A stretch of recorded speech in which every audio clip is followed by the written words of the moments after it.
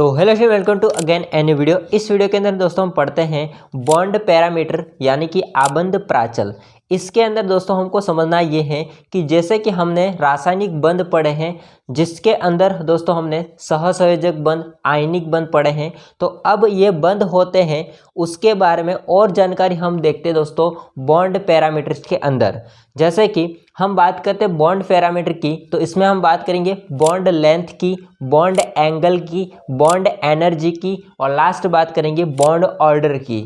तो यहाँ पर ये मुख्य 4 टॉपिक आते हैं। इस 4 टॉपिक को हम लोग पढ़ते हैं, तो वीडियो को एंड तक देखना। चलिए अपन स्टार्ट करते हैं। देखिए, अगर मैं बात करूं यहाँ पर बॉन्ड पैरामीटर आबंध प्राचल, इसको हिंदी में कहते हैं, और इसके अंदर हमको 4 टॉपिक मुख्य पढ़ने। इस 4 टॉपिक में पहला टॉपिक हो जाएगा बॉन्ड लेंथ। कोई भी अणु होता है, इस अणु में जो आबंधित परमाणु है, कोई भी अणु होता है, कोई भी मॉलिक्यूल्स होता है, उसमें जो भी एटम है जो बंध के द्वारा जुड़े हुए हैं, उन दोनों एटमों के नाभिक से लगा करके जो बीच की साम्यावस्था दूरी होती है, और उस दूरी को हम कहते हैं दोस्तों बॉन्ड लेंथ। इसी को हम क्या कहते हैं दोस्तों? बॉन्ड लेंथ कहते हैं। बॉन्ड लेंथ की अगर मैं बात करूं इसको दर्शाने की, तो कुछ इस टाइप से ये दोस्तों हो जाएगा। देखिए, जैसे कि हमारे पास में एक एटम हो जाएगा छोटा सा है और एक एटम हो जाएगा बड़ा। ये दोनों आपस में आबंधित हैं, जुड़े हुए हैं बंध के द्वारा। तो इसका नाभिक ये रहा और दूसरे का नाभिक ये रहा। तो नाभिक जो होते हैं उनके बीच में जो साम्यावस्था दूरी होती है, इस दूरी को, साम्यावस्था जो दूरी होती है दोस्तों, इस दूरी को हम लोग क्या कहते हैं दोस्तों? इस दूरी को हम लोग क्या कहते हैं? आबंध लंबाई यानी कि बॉन्ड लेंथ के नाम से जानते हैं। बॉन्ड लेंथ के नाम से जानते हैं। हिंदी में इसको कहते हैं आबंध लंबाई। हिंदी में इसको कहते हैं आबंध लंबाई। तो आबंध लंबाई बॉन्ड लेंथ होती है, ये हो जाएगा। अगर मैं आपको यहाँ पे बताऊं तो इसका नाभिक से दोस्तों, ये मैंने यहाँ पे एक दर्शा रहा हूँ सहसंयोजक त्रिज्या के लिए। तो नाभिक के जो बीच की जो दूरी है दोनों परमाणु के, उस दूरी का जो आधा मान होता है, ये इसको क्या कहते हैं? इस दूरी का जो आधा मान होता है इसको कहते हैं दोस्तों सहसंयोजक त्रिज्या, कोवैलेंट रेडियस कहते हैं इसको। सहसंयोजक त्रिज्या, सहसंयोजक त्रिज्या। सहसंयोजक त्रिज्या जो होती है वो यहाँ पे 2 हो जाएंगी। ये भी कहलाती है सहसंयोजक त्रिज्या और एक ये भी कहलाती है। तो 2 परमाणु के मध्य जो दूरी होती है उसका आधा मान, ये सहसंयोजक त्रिज्या कहलाती है। लेकिन जो पूरी दोस्तों यहाँ पर जो लंबाई है, इसको बोलते हैं बॉन्ड लेंथ। इसको क्या बोलते हैं? Bond length. यदि मैं इसको एटम मान लेता हूँ A, इसको एटम मान लेता हूँ B, तो जो दूरी हो जाएगी यहाँ पर R, जो कि ये RA और RB। देखो, R का मतलब हो जाएगा त्रिज्या और A का मतलब हो जाएगा एटम A की त्रिज्या, जो कि सहसंयोजक त्रिज्या। और यहाँ पर RB का मतलब हो जाएगा त्रिज्या, R का मतलब त्रिज्या और B का मतलब एटम B की त्रिज्या। तो जो आपका कैपिटल R है, जिसको हम बॉन्ड लेंथ कहते हैं, वो बॉन्ड लेंथ किसके बराबर हो जाएगी? RA प्लस RB के बराबर।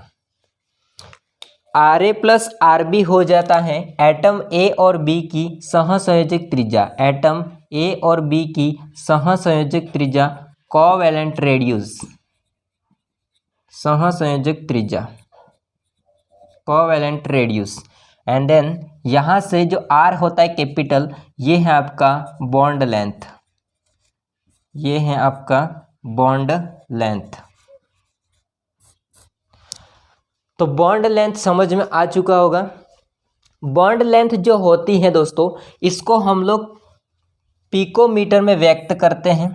बॉन्ड लेंथ को पिकोमीटर में व्यक्त करते हैं। तो मैं यहाँ पे लिखूंगा इससे ही पिकोमीटर, पिकोमीटर जिसको शॉर्ट में कहते हैं PM, और 1 पिकोमीटर का जो मान होता है वो 1 पिकोमीटर का जो मान होता है वो 10⁻12 मीटर के बराबर होता है। तो इसे पिकोमीटर में व्यक्त करेंगे, पिकोमीटर में इसको व्यक्त करते हैं। तो यहाँ पे समझ में आ चुका होगा बॉन्ड लेंथ क्या होगी। अब इसकी मैं यहाँ पे डेफिनेशन को लिखता हूँ। दोस्तों इसकी डेफिनेशन यहाँ पे हो जाती है क्या, किसी अणु में आबंधित परमाणु के नाभिकों के बीच की साम्यावस्था दूरी ये कहलाती है आबंध लंबाई, बॉन्ड लेंथ कहलाती है। इसके बाद हम समझते हैं बॉन्ड लेंथ को प्रभावित करने वाले कारक। तो हम नेक्स्ट हेडिंग लगाते हैं आबंध लंबाई को प्रभावित करने वाले कारक। दोस्तों इसको मैंने शॉर्ट में लिखा है यहाँ पर, प्रभावित करने वाले कारक यानी कि आबंध लंबाई को प्रभावित करने वाले कारक। प्रभावित करने वाले कारक में जो पहला कारक हो जाएगा वो होता है दोस्तों परमाणु आकार, परमाणु का आकार, एटॉमिक साइज, परमाणु का आकार। जो परमाणु का आकार होता है ये बॉन्ड लेंथ को किस तरह से प्रभावित करता है इसको समझेंगे। तो जैसे मैं यहाँ पे कहूँ दोस्तों कि जैसे ये 2 एटम हैं, अगर मैं एटम की बात करूँ यहाँ पे, अगर बड़े हैं तो बड़े एटम से क्या मतलब होगा, बड़े एटम से ये मतलब होगा कि इसका जब आकार बढ़ेगा तो यहाँ पर जो नाभिक होते हैं उनके बीच की जो दूरी होती है वो भी क्या होती है, बढ़ती है। यानी कि आकार बढ़ने से बॉन्ड लेंथ होती है उसके मान में वृद्धि होती है या वो बढ़ती है। तो यहाँ पर सिंपल सा है कि परमाणु का आकार जो होता है वो परमाणु का आकार आबंध लंबाई के समानुपाती होता है। यहाँ पे आपके आबंध लंबाई के समानुपाती होती है, परमाणु का आकार इसके समानुपाती। अगर आकार बढ़े रहा है तो यहाँ पे आबंध लंबाई भी बढ़ जाती है। इसका एक अच्छा सा एग्जाम्पल मैं आपको यहाँ पे बताऊं तो हम समझ लेते हैं। यहाँ पे HF, HCl, HBr, HI। देखो जो आपका फ्लोरीन होता है इसकी आकृति, यहाँ पर हाइड्रोजन होता है वो तो सेम है सब में, इसका मतलब हाइड्रोजन होता है उसका तो आकार छोटा ही होगा, लेकिन यहाँ पर फर्क कहाँ आ रहा है, हैलोजन में फर्क आ रहा है। तो जो F होता है इसका आकार छोटा होता है, Cl का इससे बड़ा आकार होता है, Br का इससे बड़ा आकार होता है और आयोडीन का सबसे बड़ा आकार होता है। तो आप यहाँ पे अंदाज़ा लगा सकते हैं कि किसकी बॉन्ड लेंथ होती है वो ज़्यादा होती है। तो बॉन्ड लेंथ सबसे ज़्यादा जो होती है वो इसकी होती है HI की, इससे कम इसकी हो जाएगी, इससे कम इसकी, और सबसे कम जो बॉन्ड लेंथ होती है वो HF की होती है। ठीक है। सेकंड जो कारक आता है वो है दोस्तों आबंधों की बहुलता, आबंधों की बहुलता, मल्टीप्लिसिटी ऑफ बॉन्ड्स। ठीक है। तो यहाँ पे है आबंध की बहुलता। इससे क्या मतलब होता है, इससे ये मतलब होता है दोस्तों कि बंधों की संख्या कितनी है ये बताना चाहता है, बंधों की संख्या कितनी है। मैं इसका एक एग्जांपल बताऊं आपको यहाँ पे। तो देखिए साइड में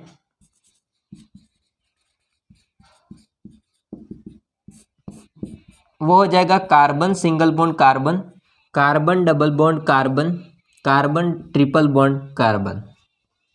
देखो जैसे यहाँ पे कार्बन और कार्बन परमाणु समान है, लेकिन फर्क क्या है, फर्क है उनके बंधों की संख्या में। इसी को बोलते हैं आबंधों की बहुलता, मल्टीप्लिसिटी ऑफ बॉन्ड्स। तो यहाँ पे जो बंध बहुलता होती है उसके मान में अगर वृद्धि होती है यानी कि संख्या बढ़ती है अगर बंध की संख्या, तो इससे क्या होता है, इससे जो परमाणु होते हैं, जो एटम होते हैं वो दोस्तों क्या होते हैं, पास में आ जाते हैं, और इससे पास में आने से जो बॉन्ड लेंथ होती है वो कम हो जाती है।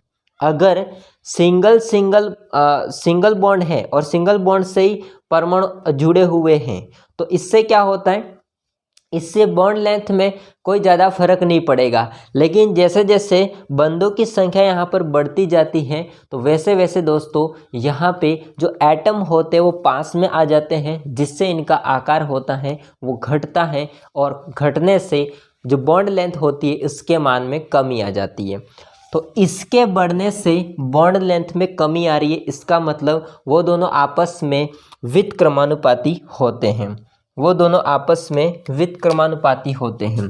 तो यदि मैं इनका संबंध बताऊं आपको, तो आबंध लंबाई होती है, ये आबंध लंबाई आबंधों की बहुलता,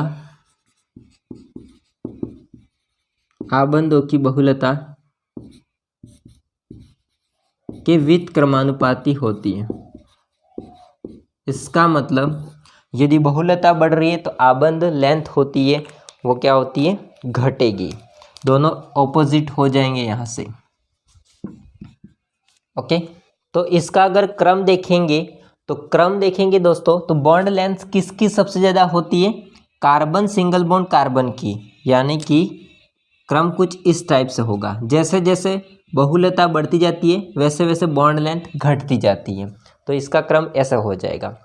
इसके अलावा एक और है दोस्तों, एक और है तीसरा, जो कि संकरण का प्रकार। तीसरा हो जाएगा संकरण का प्रकार, टाइप ऑफ हाइब्रिडाइजेशन। तो संकरण का प्रकार, यदि संकरण के प्रकार की बात करेंगे बॉन्ड लेंथ के ऊपर, तो ये दोस्तों S गुण पे डिपेंड करती है। यानी कि यदि S गुण होता है या S जो अभिलक्षण होता है, यह S अभिलक्षण बढ़ता है, तो S अभिलक्षण अगर बढ़ रहा है तो वहाँ पे दोस्तों जो बॉन्ड लेंथ होती है वो घट जाती है। बॉन्ड लेंथ होती है वो क्या होती है दोस्तों, घट जाती है। तो S अभिलक्षण बढ़ने पर बॉन्ड लेंथ होती है वो घट जाती है। बॉन्ड लेंथ जो होती है वो दोस्तों घट जाती है।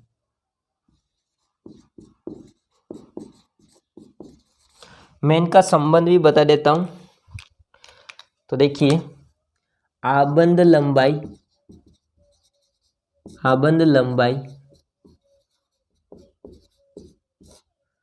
अगर देखा जाए S अभिलक्षण की, तो ये व्युत्क्रमानुपाती होती है। यदि S अभिलक्षण बढ़ रहा है तो आबंध लंबाई घटेगी।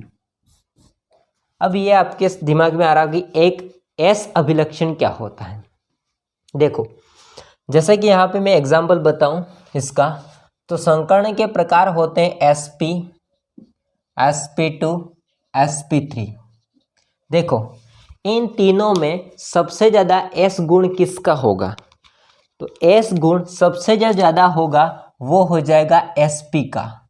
इसका S गुण होता है वो सबसे ज़्यादा होगा, और इसका S गुण होगा वो सबसे कम होगा। इसका S गुण होगा वो सबसे कम होगा। ऐसा क्यों? क्योंकि देखो, यहाँ पे एक ही S कक्ष के और एक ही P कक्ष के, मतलब दोनों का प्रतिशत होता है वो 50-50 है। लेकिन जैसे आगे बढ़ेंगे तो यहाँ पर P कक्षक बढ़ रहे हैं और S होता है वो दोस्तों आपका कम ही है। यानी कि यहाँ पर हो जाएगा 60 और 40% वाला, या आप इसको 65% भी कह सकते हैं कि 65% किसका हो रहा है, यहाँ पे P का, यानी कि S गुण यहाँ पे घट रहा है। वैसे वैसे आगे पीछे जाओगे सबसे, तो वहाँ पे जो P होता है गुण वो बढ़ रहा है, क्योंकि P के 3 कक्षक आ जाते हैं और एक S कक्षक है, तो वहाँ पे इस S जो गुण होता है लास्ट में वो सबसे कम होगा। अब इससे फर्क ये पड़ेगा कि जिसका भी S गुण सबसे कम होता है, जिसका भी S गुण होता है वो सबसे कम होता है, इसकी जो बॉन्ड लेंथ होती है दोस्तों, इसकी जो बॉन्ड लेंथ होती है दोस्तों वो बढ़ जाती है। इसकी जो बॉन्ड लेंथ होती है दोस्तों वो बढ़ जाती है, क्योंकि यहाँ पे लिखा है S अभिलक्षण या S गुण अगर बढ़ रहा है S गुण अगर बढ़ रहा है इसकी बॉन्ड लेंथ सबसे कम होगी। इसको मैं दर्शाऊं यहाँ पे, तो sp की सबसे कम होती है, sp2 की ज़्यादा होती है और sp3 की सबसे ज़्यादा। ये होता है बॉन्ड लेंथ का क्रम। ठीक है, आ गई बात समझ यहाँ तक। तो ये दोस्तों हैं यहाँ पे बॉन्ड लेंथ, इसको प्रोवाइड करने वाले कारक। अब जो सेकेंड है वो है दोस्तों बॉन्ड एंगल, जिसको हम बोलते हैं आबंध कोण या बंध कोण। तो इतना स्क्रीनशॉट ले लीजिए दोस्तों। सेकेंड हो जाएगा जो बॉन्ड पैरामीटर में, वो हो जाएगा दोस्तों आबंध कोण, बॉन्ड एंगल। अगर मैं बॉन्ड एंगल की बात करूं तो बॉन्ड एंगल सिंपल सा मतलब होता है इसका कि अगर कोई भी परमाणु होते हैं दोस्तों, वो बंध के द्वारा जुड़े हुए हैं और उनमें दो जो निकटतम बंध होते हैं उनके बीच में जो एक कोण बनता है, इसको हम बोलते हैं दोस्तों आबंध कोण, बॉन्ड एंगल बोलते हैं। तो बॉन्ड एंगल का मैं दोस्तों यहाँ पे आपकी डेफिनेशन बताऊं तो सिंपल है, किसी यौगिक या आयन में उपस्थित दो निकटतम बंध के मध्य स्थित कोण को हम क्या कहते हैं, आबंध कोण कहते हैं। और आबंध कोण होता है, इसको डिग्री से व्यक्त करते हैं, इसको हम लोग डिग्री से व्यक्त करते हैं या दर्शाते हैं भी कह सकते हैं इसको। अब देखिए, मैं इसके एग्जाम्पल की बात करूं तो दोस्तों यहाँ पे एग्जाम्पल हो जाएगा H2O का। मैं लेता हूं H2O, जैसे मेरे पास में H2O अणु है, इसके बॉन्ड एंगल की बात करते हैं।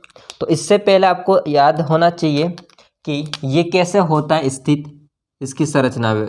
ठीक है, तो आणविक संरचना कैसी होगी वो पता होना चाहिए। ऑक्सीजन ऐसा होता है, हाइड्रोजन ऐसे लगे होते हैं और दूसरा हाइड्रोजन ऐसा लगे होते हैं। ठीक है, इसका रीज़न भी क्या है, बॉन्ड एंगल ही होता है। ठीक है, तो यहाँ पे जो आपका कोण बन रहा है यहाँ पे, वो दोस्तों होता है 104 डिग्री। कितना होता है, 104 डिग्री। ठीक है, इसके अलावा और एग्जाम्पल देखते हैं। तो इसके अलावा हो जाएगा BeCl2 अणु।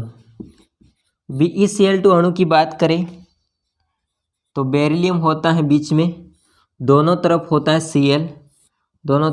Cl, और यहाँ पे जो कोण बनता है वो बनता है 180 डिग्री। ठीक है, उसी प्रकार से नेक्स्ट एग्जाम्पल लेते हैं जो कि है BeCl3 की बात करेंगे तो B यहाँ पे आ जाएगा, एक Cl ऊपर, एक Cl नीचे और एक Cl यहाँ पे।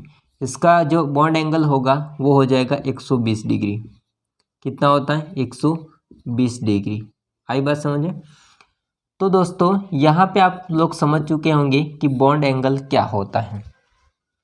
ठीक है, जैसे ये बंध है और ये बंध है, तो दो निकटतम बंध है, उसके बीच में जो स्थित कोण है उसको हम बोलते हैं बॉन्ड एंगल। देखो बॉन्ड एंगल क्यों जरूरी है, तो बॉन्ड एंगल से उस अणु या आयन की आकृति का पता लगा सकते हैं। क्योंकि दोस्तों क्या होता है, यहाँ पर जो बॉन्ड एंगल इतना बन रहा है, इससे हमको ये पता चलेगा कि हाइड्रोजन की स्थिति कहाँ पर है या कितनी दूर है। और यहाँ पे जैसे कि Cl और Cl की स्थिति पता करनी है तो इसके बीच में बॉन्ड एंगल को समझेंगे। जैसे 180 डिग्री है तो इसका मतलब समझ चुके होंगे दोनों ऑपोजिट होते हैं, जो Cl और Cl होते हैं वो। इसी प्रकार से हम लोग दोस्तों बॉन्ड एंगल की बात करें तो बॉन्ड एंगल होता है वो संकरण पर डिपेंड करता है, हाइब्रिडाइजेशन पर डिपेंड करता है। तो कुल मिला के आपको मैंने यहाँ पे दो पैरामीटर समझाए, बॉन्ड लेंथ और बॉन्ड एंगल। बाकी जो बॉन्ड एनर्जी होती है, एंथैल्पी होती है, साथ में बॉन्ड ऑर्डर होता है, उसको नेक्स्ट वीडियो में पढ़ेंगे क्योंकि ये वीडियो काफ़ी लंबा हो जाएगा। बाकी कैसा लगा है वीडियो वो कमेंट करके बताइएगा। वीडियो अच्छा लगा तो लाइक करना, चैनल को सब्सक्राइब नहीं कर देना। मिलते हैं नेक्स्ट वीडियो में, तब तक के लिए जय हिंद, वंदे मातरम।